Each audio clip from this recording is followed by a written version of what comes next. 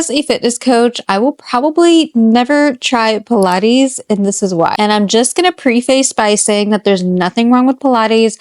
If it's something that you love and it's something that you've been able to stay consistent with, by all means, keep doing it. This is not to try and deteriorate you away from doing Pilates. It's just based on my goals, what I enjoy doing.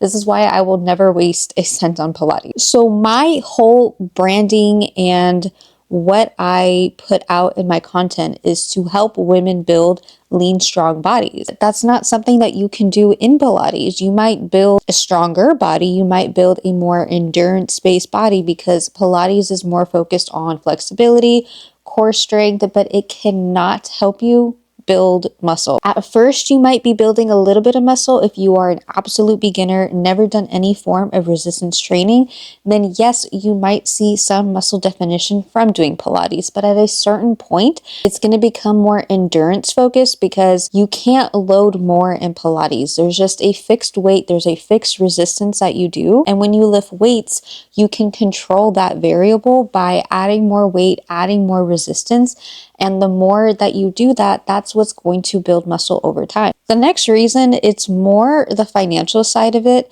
And it always baffles me when people say that they can't afford to hire a coach or hire a personal trainer to see 3 times a week, but they are happily able to drop $200 a month on a Pilates studio. Now, I know that's on the extreme side. I live in a more expensive area of California. So when I looked up the cost of because there was a time where I did want to try Pilates, don't get me wrong. I was kind of, really into the hype and I was like, okay, let's just give it a try. The introductory class was only 30 minutes and I didn't like that because I wanted like the full experience. I wanted the introductory in the sense of like how to use like the reformer and everything. And the Pilates studios that I would try and visit, they didn't have like a free pass or anything. They just had like, I think it was like a set amount to go. And that's fine, no worries. But then when I looked up the actual membership prices, I'm like, this is 3 times more than a gym membership. And I feel like a lot of people like Pilates because you are following somebody else. It's a group class. You'll never feel lost. And I know that that's a big reason why women don't like lifting weights is because they feel lost at the gym. And to me, that lets me know that if that was a reason why you switched, it lets me know that you didn't know how to structure a proper routine. You didn't know how to track your progress. And more than anything, you probably just didn't give it enough time. And kind of going with that reason for my next reason as to why I'll never try Pilates, I don't like group classes. Maybe this is just, it like stems from childhood, but I don't like being told what to do. I don't like following anybody. I like to be able to do my own thing and I like being independent with that. And I feel like when you lift weights, that's all that it is. I have over the head headphones that like noise cancellation. I feel like the moment when I do that, I'm in this different world. I don't have to hear anything. I'm not worried about anybody else. I don't have to worry about what someone thinks of me. Like personally for me, that's what I love the most, especially when it comes to lifting weight. The next reason I will never try Pilates is it kind of goes into the reason of not being able to build muscle. And because of that, you kind of stay a certain physique the entire time. And like I said, if that's something that you love and you want to continue going with, please by all means keep doing it. But for me, at least when lifting weights, you have the choice of how you want your body to look. You only get bulky if you start eating more food. And I think a lot of women make the mistake thinking that they need a bulk in order to build muscle, but that's not really always the case. See, I've been in maintenance for the last 6 months and I was able to develop my legs even more without having to go into a bulk.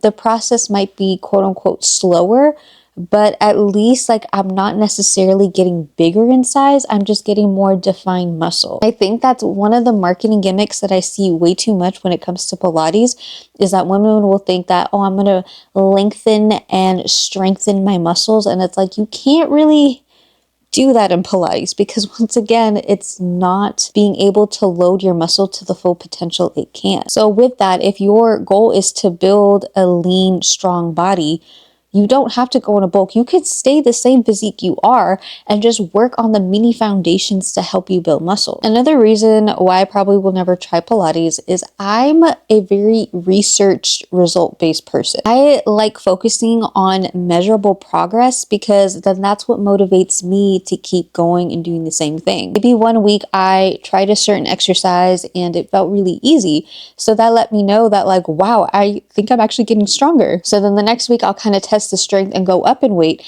and I'll find that like, wow, that was still kind of light. So I'm able to like track the weights to let me know that what I'm doing is working. I feel like with Pilates, it's a lot of muscle mind connection and focusing on trying to control the movement over the physical results. And once again, that's not a bad thing. But like I said, for me, I just don't think that would ever work. The next thing is that I personally just someone who doesn't like cardio. And Pilates is kind of a slight mix of cardio because it is more endurance based. And that's just something that I have never found joy in. And a lot of people will argue that is a lot higher intensity form of a workout. But in my opinion, I don't think it is. And I think the mistake that happens there is that you're either working out too many days. You're probably lifting to failure on every single working set. You're probably just doing too much. And on top of that, you're probably adding in cardio when you don't need to. And I feel like, yeah, when you do all those things because you think you have to, yeah, I would get burned out from lifting weights. But because I made the switch of just working out 4 days a week, and sometimes I even do just 3 days a week, depending on how busy the schedule is. If I have to travel, then it's just 3 to 4 days a week. And then I don't even do any form of cardio because like I said, I don't like high intensity. So then I just opt in to go for a walk because walking will never be a form of high intensity cardio. It's considered low intensity. And when I work out, I'm not doing every single set and exercise to failure. And I think that's where everyone's getting it wrong. What I do is that, yeah, my compounds, they're rarely ever taken to failure. I'm always working in a RPE range of 8. Now, I have made videos in the past about what an RPE range is, but just to recap, basically it's the scale of 1 to 10, 1 being like a walk in the park, 10 is like absolute failure. You can't do another rep. And a lot of people don't know how to actually do this skill. They think that they hit failure, but what ends up happening is that you stop at the burn. But for me, when you think you stop at the burn, but what you're actually supposed to be doing is going a couple reps after that. And then you just keep going until your muscle absolutely can't do it anymore. In my last like 5 years of training, I have never done it to that point. I have always stopped just 2 reps shy of absolute failure. And because I've been doing that, it never feels like I burn out from lifting because lifting to complete failure is extremely taxing on your body, and you need at least 2 or 3 days to recover from that. So yeah, I can imagine somebody who switched to Pilates probably felt that it's a lot less intensity because if you were doing that, yeah, I would burn out too. If you just take your compounds to an RPE of 8, and then your accessory movements, I feel like could be taken a little bit further too. Good like rule of thumb that I like to follow is if it's a small muscle, you're less likely to be taxed and burnt out by taking that to full failure. And by small muscle, I mean like your shoulder, your delts, your calf, your hamstrings. Like those are smaller muscles that, yes, you'll feel the soreness, but it's not going to burn you out. If you take like back exercises and leg exercises to failure, yes, you will burn out. And I feel like if more women knew that, they wouldn't be burnt out from lifting. The reason why I'll probably never try Pilates is that a lot of Pilates classes are at a fixed time. And what I love about lifting weights is that you have the freedom and the flexibility to change up your workouts how you need to. If you are ever short on time, if you're on vacation and just want like a quick pump, like there are alternative exercises you can do. And you don't have to spend more than an hour at the gym for a workout to be effective. When it comes to my upper body workouts, a lot of the times I'm done within 45 minutes and then I can just go home and do what I got to do. But I feel like with Pilates, it's like if you wake up 5 to 10 minutes late, you're already kind of late for the class and you're already a little bit behind. But at least with like lifting weights, you can modify to how you need to. For my next reason, I personally never get bored of lifting because there are different ways you can change up your training, you can amp up your routine a little bit. I think it's really easy to get caught up in just doing the exercises that you think are optimal because your favorite influencer or a very trusted content creator tells you that the best way to grow your muscle is this exercise, and they kind of glorify it. So it makes you feel like if you try any other exercise, then you're not lifting to the most optimal you can. And I can just say right now, any coach, any influencer who uses the word optimal, it's a red flag in my opinion, because in reality, there are no optimal movements for anything. Because the important thing to realize is that it's important to train your muscles in all different ranges, in all different planes, whether it's the front, the side, those are all important to be doing. And I think it's easy to get bored of your routine if you think that you only have to do certain exercises. Or you might be the other extreme where you're constantly switching up your exercises. And all I can say is random workouts will give you random results. And because you're constantly cycling out different exercises, you run out of ideas, or maybe you just not being able to have a plan is what makes you lose the interest to keep trying. So what I found is that if it's like exercises that I think I'm not going to like, or it's a new one that I haven't tried before, I just keep it in my program for 4 weeks. 4 weeks is the minimum for a training phase. And it's for that reason to help progress, whether it's in strength, in flexibility, in range of motion, whatever it is that the weakness is.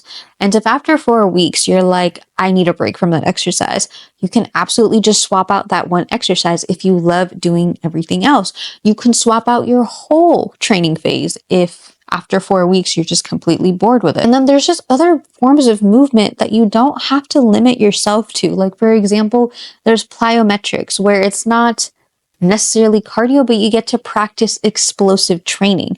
And I feel like in bodybuilding, like they don't do that at all. And it makes sense because it's not really needed to build muscle. But if you find yourself getting bored with that routine, you can add in plyometric work at least like once a week. So that way it gives you a chance to switch it up. You can try out different forms of exercises. I haven't gotten to this point yet, but I know I will at some point. But Olympic style training. It's not necessarily bodybuilding. It's not exactly powerlifting either. So it's not as glorified. It's not considered, sexy to the fitness community to try and market to women. But at some point, if you get bored, that's something you could also try. And I feel like every time you're a beginner at something, what gives you the excitement and the confidence to keep doing it is when you progress in it. So let's say for, barbell back squats. It's a hard movement for everybody from the start. No one just starts out with perfect form, and no one starts out knowing exactly what they're supposed to do. But if you really give it a shot and every 4 weeks you try different variations to help you get better at squats, you might find that you actually really enjoy it now that it's not something that's like really difficult. And seeing yourself progress is what might keep you excited. And I feel like when I do that for any of my lifts, whether it's a Romanian deadlift or deadlifts in general, squatting, I find so much joy when I get to look back at my very first video and I look at my videos now and I'm like, wow, like I did that. So it keeps you excited to train for it again. If I were to ever want to do more Pilates style, where it's like you're focusing on strength and stability, flexibility, and core, there are workouts you can do in the gym that would help with that. They're just going to be different variations of it. I find that every time I try to do that, I never want to do the movement again. And it's not because I'm not necessarily good at it. I feel like I'm pretty good for being a beginner when it comes to like doing something with the weights. I found that when I do it, it's fun for that moment, and I'll never put it a part of my training phase. It's more of those like days where I just feel like experimenting, trying out a new movement. And as a fitness coach, I just feel like that's important to do in general, is to just experiment and play around with different exercises and movements and range of motion. I find that when I do, I'm like, wow, that was fun for that moment, but I don't think I'm going to do it again. And I know that if I already have that mindset with that, then I'm probably not going to like Pilates. What I go into is more on the nutrition side, because a lot of women say that they lost weight when they did Pilates, and that because they're not doing higher intensity, they don't feel like as hungry anymore. And I feel like that just stems from you never knew how to eat since the start. It's because that you're doing a lower intensity movement that your hunger has probably gone down. And that's probably not the best thing that should happen for you. If you never knew how to eat in a calorie deficit, eating high volume foods that are nutritional for you, but also keep you satisfied, then I would imagine you were never ready to diet. If you never knew how to incorporate your favorite foods with the foods that you need to eat, yeah, it's going to feel like restrictive dieting all the time. And I feel like once you understand how to do that, how to eat for your goals, how to eat based on your hormone and bodily and activity level needs, yeah, you're never going to enjoy weightlifting, because until you have that connection with your mind and with yourself, I would imagine then that the solution is that you moved your body in lesser intensity so that way your hunger wouldn't shoot up as quick. And then the top reason that I probably will never switch to Pilates is I just like having the flexibility and the independency, I don't know if that's a word, to control my own schedule. So if I find that I am just way too exhausted for a certain week, I know that I could just change my training. I think I've already actually said this before, but I'll just go into it again. But I know that I can just give myself more rest days and it won't feel like I'm missing out on anything. But I feel like with Pilates, it's like this pressure that because I'm paying more for this membership, I need to show up more. And maybe this is more connected to the money, not necessarily the flexibility and independence and freedom. But for me, I always think about how much am I really getting out of something? If you're able to pay for a gym membership that's like $50 or less, might be more depending where you go and where you're at. But for me, it's, I think $30 per month. I know that if I'm going at least twice a week, I am making the most out of my membership. But when it comes to Pilates, I feel like if I'm not even going like once a week, I still just don't feel like I'm making the most out of what I'm investing into the studio. And for me, I find that it would probably make me feel bad about myself for not upkeeping with a commitment that I thought I was going to do and then ended up not because of X, Y, and Z that happened in my life. And then the last thing that I really love about going to the gym over Pilates is that unless it's like a wide branch of Pilates studio, like nationwide, I like the fact that if I travel to a different state, there's always going to be a gym facility there that I could go to. Like, for example, I used to go to 24-hour fitness. There is 24-hour fitnesses all over the country. But I feel like if I were to sign up for the Pilates studio that's a mile down from where I live, I can only go to that one. So if I travel, if I want to go on vacation, and for me, I like still working out while I'm on vacation, whether it's just once a week, whatever it is, like it's a part of my lifestyle. And I feel like if I were to just stick with Pilates, I don't have the flexibility and the freedom to go to any other studio because most likely the one that's a mile down from me, it's privately owned. So it's not like they have other branches out there. I guess what I mean to say is I like the convenience of it. I don't know if that's translated the way that I wanted to. Another reason why I probably never switched to Pilates is that the equipment is very limited with that. At least at the gym, like if I wanted to do cables, I could do that. If I wanted to do free weights, I have that option. If I wanted to do machines, there's that option. If I just want to do body weight, there's that option. But I feel like with mainly, and when I say Pilates, I guess I'm thinking about reformer Pilates. There's only so many movements you can do. And while I know working out your core is really, really important, it's just, I don't want to be limited to doing a lot of my exercises as just that. For me, after learning so much about the body and how it performs and how it moves, I think it's just so important to train your body in just that way. One of my coaches that I had hired a while back, she had me doing a lot of lateral movements, meaning like moving to the side and resistance training, doing that. And I remember at first I hated it because I was like, it's new, it's unfamiliar, it doesn't feel right. But then as I did it, I saw improvement in just how I would go about my day-to-day life. It was a lot easier to pick up stuff. It was a lot easier to keep balance. And had I never trained my body and my muscles in different planes and different ranges of motion, I would have never developed that appreciation for it. I think just my overall biggest pet peeve with people trying to market Pilates is that the women already have this tone sculpted body, but they try to make it seem like Pilates did that.